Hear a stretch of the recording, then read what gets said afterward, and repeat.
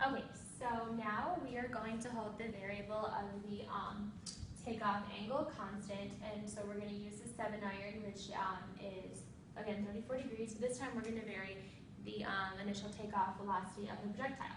So we know that in the example that Lauren just did, when she used an initial velocity of 100 miles per hour, the horizontal displacement for the golf ball was 227.97 meters.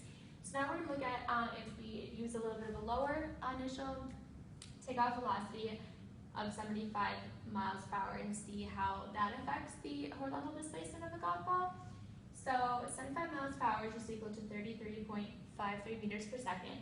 I'm not going to spend too much time going over this because Lauren just walked you guys through all of the steps. So we found velocity initial, the y direction, velocity initial, and the x direction.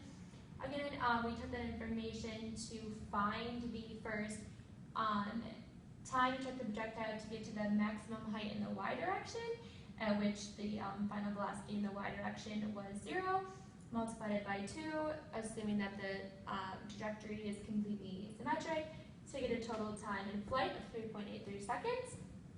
Came over here, plugged the time into this equation, acceleration in the x direction we know is 0, and ended up finding that the horizontal displacement of the golf ball when we slow down the initial velocity to 75 miles per hour is significantly less, and it only travels 106.32 meters in the x direction compared to a much larger number up here.